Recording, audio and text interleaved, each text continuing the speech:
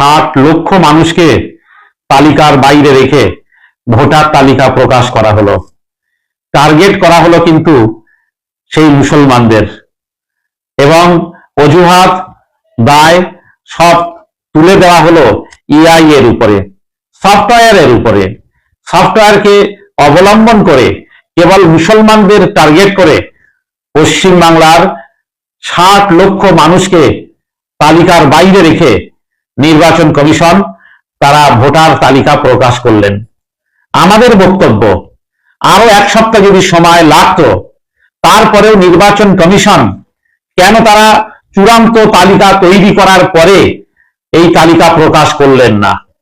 সবটাই মধ্যে যেমন একটা রাজনীতি জড়িয়ে আছে, তেমন কিন্তু একটা সাম্প্রদায়িক রাজনীতির প্রকাশ্যে এখানে মানুষ দেখতে পাচ্ছেন।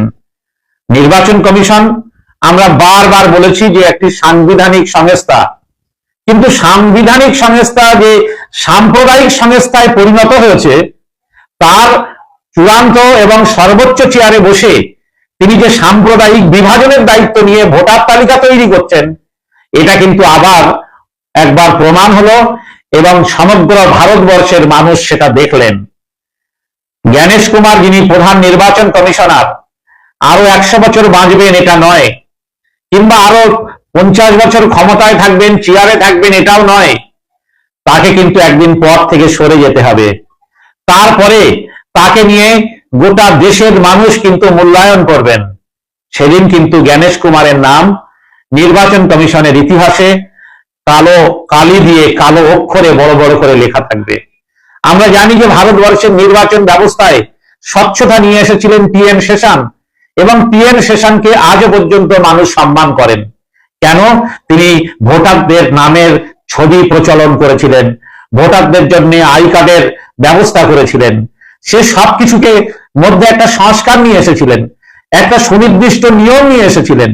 আজকে নির্বাচন কমিশনার জ্ঞানেশ কুমার, তিনি সংস্কার নিয়ে আসার পরিবর্তে কিছুটা অপসংস্কার এবং অনেকটাই সাম্প্রদায়িক বিভাজনের মধ্য দিয়ে একটি তিনি তালিকা প্রকাশ করলেন।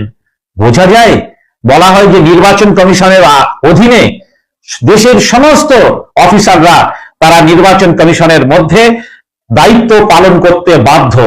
আপনারা দেখেছেন কিছু বিএলও কে সাসপেন্ড করেছেন, কিছু ইআরও কে সাসপেন্ড করেছেন, এইআরও কে সাসপেন্ড করেছেন। এই ক্ষমতা নির্বাচন কমিশনের আছে বলে তারা সাসপেন্ড সাময়িকভাবে করেছেন। এতটা ক্ষমতা থাকার পরেও, আজকের এতদিন অতিক্রান্ত করার পরেও যে জ্ঞানেশ কুমার একটা পরিচ্ছন্ন ভোটার তালিকা তৈরি করতে পারলেন না, 60 লক্ষ বৈধ নাগরিকের নাম তারা আজকে চূড়ান্ত ভোটার তালিকার বাইরে রাখলেন, বিচারাধীন হিসাবে রাখলেন, এর দায় নির্বাচন কমিশন জ্ঞানেশ কুমার কেন নেবেন না? এর পুরো দায় এবং দায়িত্ব কিন্তু নির্বাচন কমিশনের আছে। একদিকে যেমন সংখ্যালঘু মুসলিমরা টার্গেট, আর একদিকে কিন্তু হিন্দু সমাজের যারা নিম্ন বর্ণের মানুষ, যারা দরিদ্র মানুষ, যারা দিনমজুর, তাদেরকেও কিন্তু একইভাবে টার্গেট করা হয়েছে।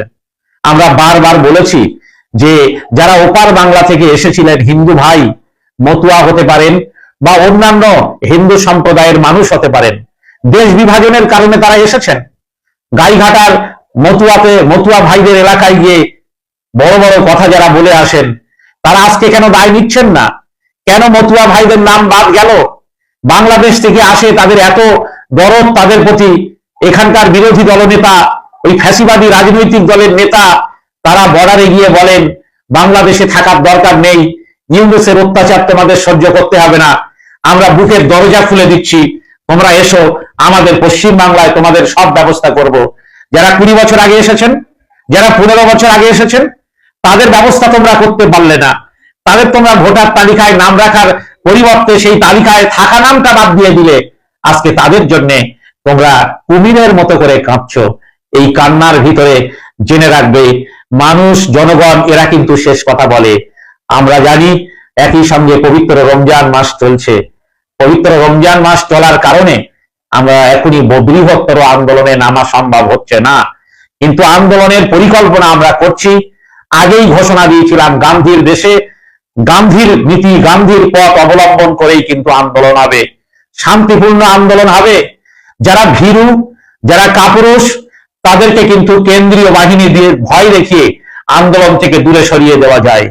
কিন্তু সবাইকে ভীরু মনে করবেন না, সবাই কিন্তু সাভারকর নয়, সবাই কিন্তু কাপুরুষ নয়। জেনে রাখবেন, আন্দোলন যারা করে তারা কিন্তু আন্দোলন করবে। পবিত্র রমজান মাসে আমরা সমস্ত বিষয়টিকে দেখছি। যেহেতু বিচারাধীন ব্যবস্থা, সেই জন্য আমাদের বিচার ব্যবস্থার প্রতি চূড়ান্ত আস্থা আছে। আমরা মনে করছি যে বিচার ব্যবস্থা এবং মহামান্য বিচারক যাদের দায়িত্ব দেওয়া হয়েছেন, তারা সমস্ত কিছু খতিয়ে দেখে যে 60 লক্ষ মানুষের নাম নির্বাচন কমিশন সাম্প্রদায়িক মেরুকরণ তৈরি করে এই তালিকায় বিচারাধীন হিসাবে রেখেছেন, তাদের নাম মহামান্য বিচারক যারা, তারা চূড়ান্ত তালিকায় তুলে দেবেন। এই আত্মবিশ্বাস আমাদের আছে, কেননা ভারতবর্ষের বিচার ব্যবস্থার প্রতি আমাদের আস্থা আছে, ভারতবর্ষের সংবিধানের প্রতি আস্থা আছে। আমরা মনে করি বাবা সাহেব আম্বেদকরের তৈরি করা সংবিধান নিরপেক্ষ সংবিধান। সে উচ্চ বর্ণের মানুষ থেকে শুরু করে নিম্ন বর্ণের মানুষ, সে সর্ববৃহৎ সংখ্যালঘু মুসলমান থেকে শুরু করে সর্ব কম সংখ্যার সংখ্যালঘু শিখ ইসাই, তাদের প্রতিও কিন্তু এই সংবিধান ন্যায় এবং নিষ্ঠার সঙ্গে সমমান, সমমর্যাদা, ন্যায় বিচার পুঙ্খানুপুঙ্খভাবে প্রতিষ্ঠিত করেছেন। ফলে যে মহামান্য বিচারকরা এই সংবিধানকে সামনে রেখে এই 60 লক্ষ মানুষের নাম তারা যাচাই করছেন, আমার আত্মবিশ্বাস নিরপেক্ষ দৃষ্টিতে তারা অবশ্যই এই 60 লক্ষ মানুষের নাম চূড়ান্ত ভোটার তালিকায় অর্থাৎ সাপ্লিমেন্টারি তালিকায় তারা নথিভুক্ত করবেন।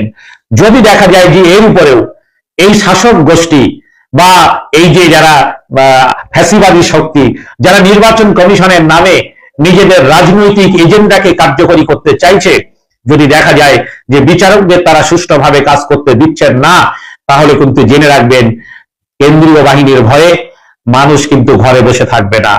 আন্দোলন হবে, শান্তিপূর্ণ আন্দোলন হবে, বাংলা বন্ধ হবে, গোটা রাজ্য স্তব্ধ হবে। একদিনের জন্য নয়, ঈদের পরে আমরা মতুয়া ভাইদেরকেও সাথে নেব, আদিবাসী ভাইদেরকে সাথে নেব। যে ভাইরা বিরোধী রাজনৈতিক দলের হওয়ার কারণে হিন্দু ভাই হওয়া সত্ত্বেও তাদের নাম বাদ দেওয়া হয়েছে, তাদেরকে সাথে নেব। যারা মানবাধিকার কর্মী, তাদেরকে সাথে নেব।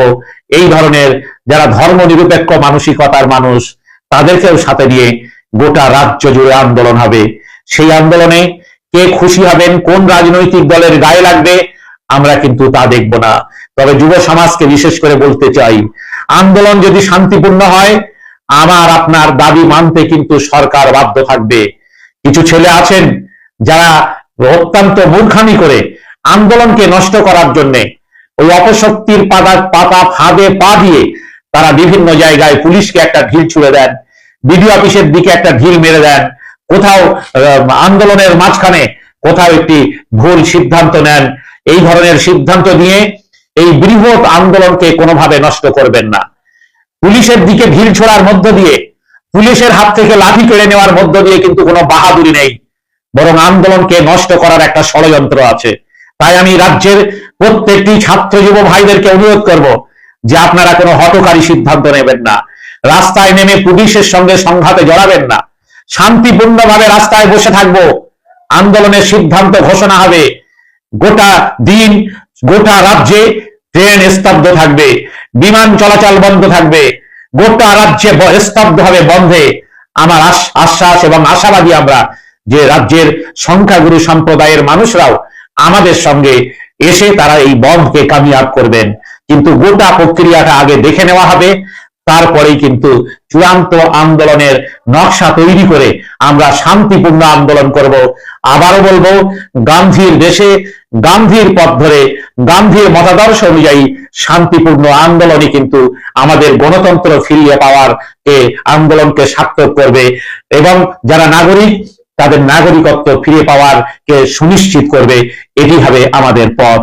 আজকে আমাদের মতুয়া ভাইরাও যশোর রোড অবরোধ করেছেন। তারা যে এলাকায় থাকেন সেই এলাকায় রাস্তায় নেমেছেন। তাদের আন্দোলনকে আমরা কুর্নিশ জানাচ্ছি, আমরা সমর্থন জানাচ্ছি। যে কোনো আন্দোলনে সহযোগিতা লাগলে আমরাও তাদের পাশে দাঁড়াবো, তাদের ডাকে সাড়া দেব।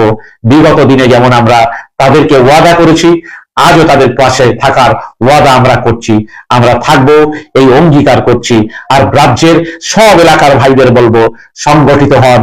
যদি মনে হয় যে বিডি অফিসগুলোর বাইরে এই রোজা অবস্থাতেই শান্তিপূর্ণ অবস্থান করতে হবে, আমরা অবস্থানের কর্মসূচি নেব। ডিএম অফিসের বাইরে যদি অবস্থান করতে হয়, শান্তিপূর্ণ অবস্থানের কর্মসূচি আমরা নেব।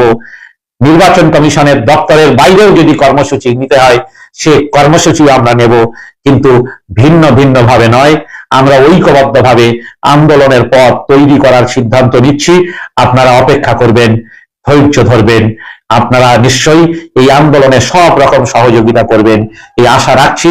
আর পরিবেশ শান্তিপূর্ণ রাখার আপনাদের আহ্বান জানাচ্ছি। আর মহামান্য বিচারকদের কাছে এই ভিডিওর মাধ্যমে আপনাদের শেয়ার আর লাইকের মধ্য দিয়ে আমাদের বার্তা তাদের কাছে পৌঁছাচ্ছি। আপনারা বিচারকের চেয়ারে বসে আছেন, আপনাদের প্রতি শুধু আমার নয় সমগ্র রাজ্যবাসীর পূর্ণ আস্থা আছে। আপনারা নিরপেক্ষ বিচার করুন।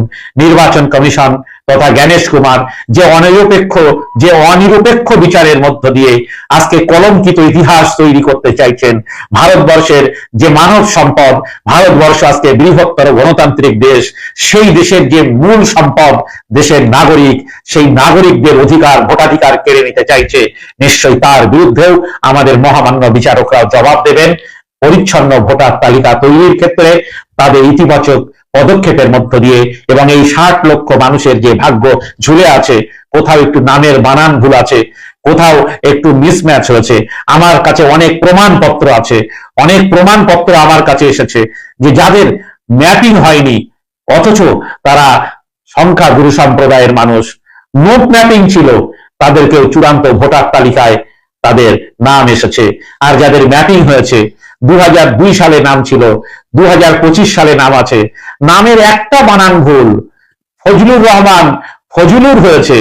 ফজলুর রহমান নিজে ফজলুর লেখেননি, যারা নির্বাচন কমিশন থেকে এসেছিলেন নিজেদের ভোটার তালিকা তৈরি করতে, তারাই লিখেছিলেন, বানানের ভুলটা তারাই করেছিলেন। আজকে তারাই আবার সেই ভুলের জন্য একজন ভোটারকে, একজন বৈধ নাগরিককে কাঠগড়ায় দাঁড় করাচ্ছেন। জেনে রাখবেন, ইতিহাস কিন্তু কাউকে ক্ষমা করেনি, হিটলারকেও ক্ষমা করেনি। আজকে জ্ঞানেশ কুমার যদি মনে করেন তিনি কলঙ্কিত অধ্যায় তৈরি করবেন আর ইতিহাস তাকে ক্ষমা করবে, এটা হবে না। আমি আশা করব মহামান্য বিচারকরা নিরপেক্ষ বিচারের মধ্য দিয়ে আমাদের দেশের যারা স্থায়ী নাগরিক তাদের প্রতি সুবিচার করবেন এবং তাদের নাম আবার চূড়ান্ত তালিকায় ফিরিয়ে আনবেন।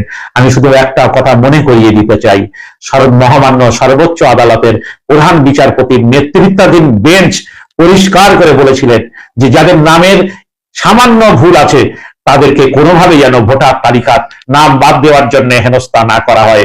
গতকাল বাদুড়িয়ায় একজন বিএলও তিনি আক্ষেপ করে বলেছেন, আমার নাম আমজাদ AMZAD, ভোটার তালিকায় সেখানে কেবলমাত্র জেড এর জায়গায় জি আছে বলে আমাকেও চূড়ান্ত ভোটার তালিকায় নামটা রাখা হয়নি, সেখানেও কিন্তু বিচারাধীন বলা হয়েছে।